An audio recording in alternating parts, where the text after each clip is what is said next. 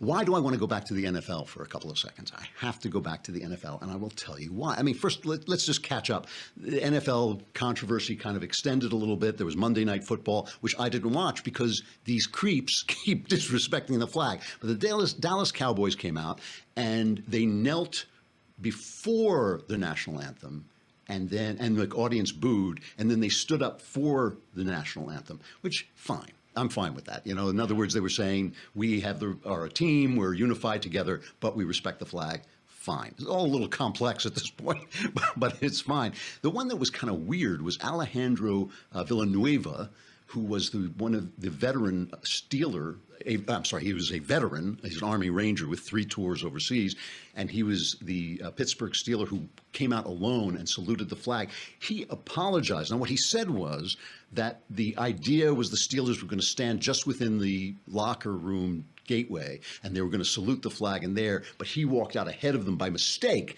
and it now became this famous picture of him standing alone saluting the flag, this veteran saluting the flag. His jersey became the most popular jersey, and now he comes out and apologizes. Listen to this. I've made Coach Tomlin look bad, and that is my fault, and that is my fault only. I've made my teammates look bad, and that is my fault only. And I made the Steelers also look bad, and that is my fault and my fault only. So unwillingly, I've made a mistake, and so you know, I've talked to my teammates about the situation. Hopefully, they understand it. If they don't, I still have to live with it because the nature of this debate is causing a lot of very heated reactions from fans, from players, and it's undeserving to all the players and coaches from this organization. So, I mean, some people said, oh, he must have been bullied into doing this. How do you bully an Army Ranger who's like an offensive lineman? You know, like what exactly? What's the technique there? No, I think he felt like probably he's telling the truth. Probably he didn't mean it to come out like that. But the very fact that it made them look bad should tell them something. The very fact that he made them look bad by standing there, even if he did it accidentally, should tell them something. Well, obviously, the left knows they have been caught with their foot in the ringer here because Trump does this over and over again. He takes a popular opinion. He says he pronounces it. He speaks for it in the most garish, violent way possible. The left overreacts, and they wind up supporting Kim Jong-un and dissing the flag. And they know they got caught. So now they're going to the race card.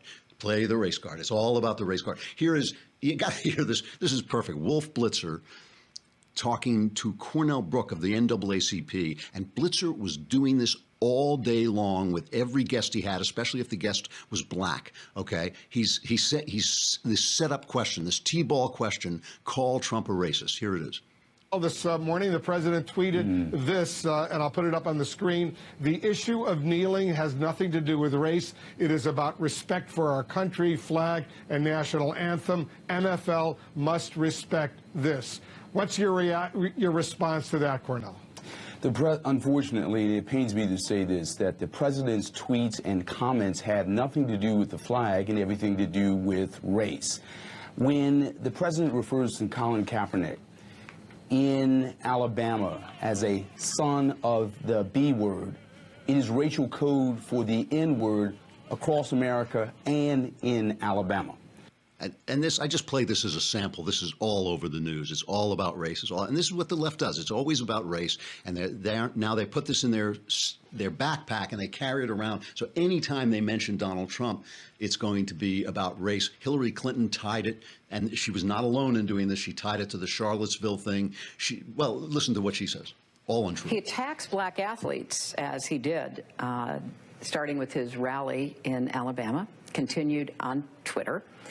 And he attacks them for protesting peacefully, for equality, for standing up for what they believe. And he does it, once again, to dog whistle to his base and to try to detract attention from other things that are going on. But it's quite telling that he is willing to attack black athletes. He never says anything of an insulting manner toward white supremacists or neo-Nazis or Ku Klux Klanners or Vladimir Putin, right? You know, I don't know. She looks a little tense. She could probably use some single nostril breathing, I think. But, you know, you do hold, and you breathe through one, and you hold it, and then you exhale through the other, and you keep going. You know, She's like a convict. You know, they say about guards say about convicts, how do you know when a convict is lying? His mouth is moving. That's like all this stuff. You know, he never attacks, you know, Trump never attacks white supremacy. He does again and again and again. He never said there were good people among the white supremacists and all this stuff. The point I'm making here is the left knows this matters. The left knows this is where American culture is fought. It is fought on reality TV. It's fought on television. It's fought in the movies. It's fought in sports. This is the culture. Now, here's the thing. I've been fighting this fight now, I don't know, it's got to be 15 years when I suddenly noticed that the culture was where all this stuff takes place. And I would go and make speeches, and I used to describe it. I used to say it was like telling my wife that when you buy something on sale, it still costs money. And when you say that to my wife, she looks at you like, you're a cute guy, and I know something is coming out of your mouth, but I have got no idea what you're talking about. That's when you talk to conservatives about the culture. That's what it's like. I come on and I make jokes and I do an opening routine. Sometimes you go on Facebook, the comments are coming in. Why is he making jokes? Why isn't he making jokes? Things are serious. Why isn't he, you know? And then they think like, well, why don't we have a daily show? Why isn't there a conservative? That's why. That's why. You're not laughing. That is why. And they say, like, why is there sex and violence in TV, in movies? Because movies and TV are about sex and violence. That's what stories are about. Watch the operas. Watch Shakespeare. That's what it's about. You're not going to win any points. I got nothing against, like, happy-go-lucky Christian films, although they seem to me to have nothing to do with Christianity. But that's fine. You want to make those movies, go ahead. But, you know, the culture is violent. The culture art is violent from the Iliad on. It's violent. It's sexy. It's got all this stuff. If you're going to talk to people in the words in terms of culture, you got to talk to them like that. And this is the thing. You know, I remember I was honored to be invited to one of Laura Bush's book things, right? And I got up and gave a reading in a big tent, and you're on the Washington Mall, and I got up and gave a reading for my book Empire of Lies, which has basically turned me from a guy who got got reviewed in like 300 venues to a guy who got reviewed in one venue. You know, the minute I wrote this book, I knew, boy, oh boy, I'm going to take a hit for this because it has a conservative hero, a conservative Christian hero, an openly conservative, politically conservative Christian hero. So I just read some of the book. And afterwards they had questions. And the first question I got was, how does it feel when you have to embody a character like this? What, you know, is it awful? You know, does it just feel? And I said, I love the guy. I love the guy. And the woman looked at me like she had no idea what I was talking about. I went and saw this picture over the weekend, Logan Lucky, and it's just a heist movie featuring hillbillies, and by Steven Soderbergh, who made the Ocean's 11 story. And he said, you know, he read Hillbilly Elegy, a really good book about hillbillies and all this stuff. And so he just wanted to make a movie about it. The movie is fun. It's a fun heist movie, but it has no theme, no point, no purpose. He just wanted to see these people that he never knew existed before, you know, that he doesn't understand. And even in the movie, they can only deal with them in terms of their dysfunction, in terms of their being unemployed, in terms of their being not well educated, in terms of them living in trailers. Not that they're not sympathetic characters. It's just that's the only way he can deal with them. You know, so what I'm saying is this is the fight for the culture. Donald Trump is fighting the fight for the culture. And, you know, people I'm not even going to name them because I like them. Conservatives I like and respect, and whose ideas I respect, and whose personality and lives I respect, are saying, like, why is he doing this? This is dumb. Why is he doing this? Well, he's doing it. This is where the fight takes place. 20 years from now, it's going to matter whether we believe the fight over the national anthem is a fight over whether we believe that America is a country like all countries with problems that can be fixed through the American way, or we believe America is irredeemable, that America is the problem, right? Like Barack Obama was always scolding America. You know, it's not that we who consider ourselves patriotic think America's perfect. We're not dumb. Nobody thinks America's perfect. No, it's got people in it. You can have a perfect country, or you have a country with people in it. You can't have both.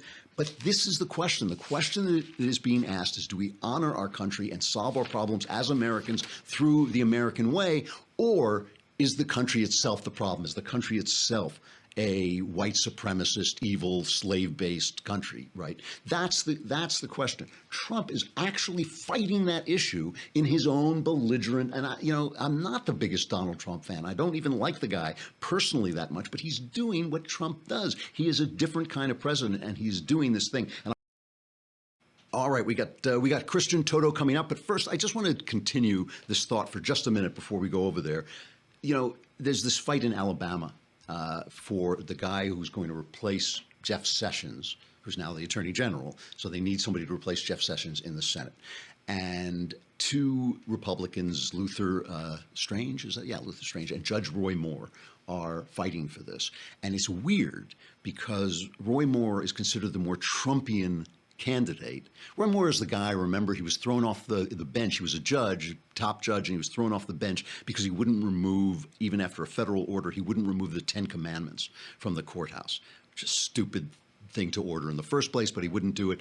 Then he got back his judgeship and he was thrown off again because he wouldn't sanction gay marriage even after the feds said you had to sanction gay marriage.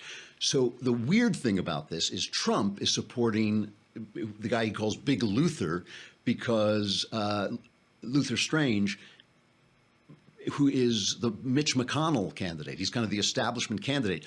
All the old Trumpians like Steve Bannon are down there fighting for Roy Moore. They're fighting for him because they think he is the insurgent. So the vote is going on today.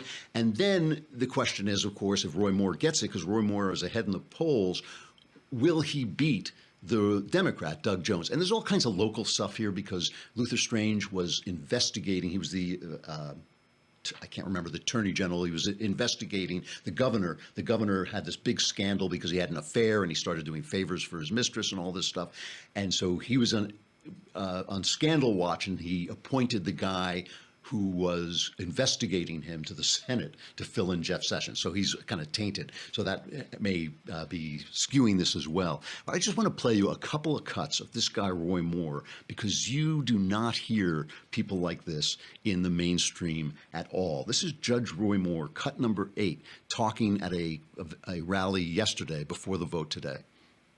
We've forgotten the gracious hand which preserved us in peace and multiplied, enriched, and strengthened us, and vainly imagined in the deceitfulness of our own hearts that all of these blessings were produced by some superior wisdom and virtue of our own. Intoxicated with unbroken success, we've become too self-sufficient to feel the necessity of redeeming and preserving grace, too proud to pray to the God who made us. We've got to go back to God. We've got to go back to a moral base. Now, you don't hear that kind of speech in Washington, D.C. You don't hear it on the mainstream media. It's the thing that gets made fun of in the movies. That guy, if this guy's a character in the movies, he makes fun of it. And you want to see something that really had the liberals' hair on fire. He then goes on to talk about the fact that he was accused of not supporting the Second Amendment. Watch this. If you're watching, you got to see this. If you don't, I'll describe it afterwards. It's been very hard for my wife and myself to wither 2, nearly 3 months of negative ads that we couldn't answer with money because we didn't have it. Ads that were completely false. That I don't believe in the Second Amendment. I believe in the Second Amendment. He pulls a gun, a handgun out of his pocket. He's giving a politician giving a speech for the Senate. I mean, there's something so American about that. You know, you can see that happening like in 1872. You know, it's like just a terrific moment. All I'm saying here is these people, the people he's speaking to, are forgotten. They're forgotten on the East Coast. They're forgotten in the movies. They're forgotten on TV. There's no comedian on TV speaking to them. They're forgotten in the sport when the guy goes out and disses the flag. What do you think those people are thinking about him? They are forgotten, and we don't speak for him. The intellectual right doesn't speak for him. The right who is so horrified by Donald Trump. And listen, I'm part of that. You know, I am part of that group. I look at Donald Trump and there's something about him that goes up my spine. He's boorish, he's bullying and all this stuff. But he is speaking for those people, and those people are part of our base and part of our movement, and they deserve a piece of the culture, and he is giving it to them, and I just think that matters.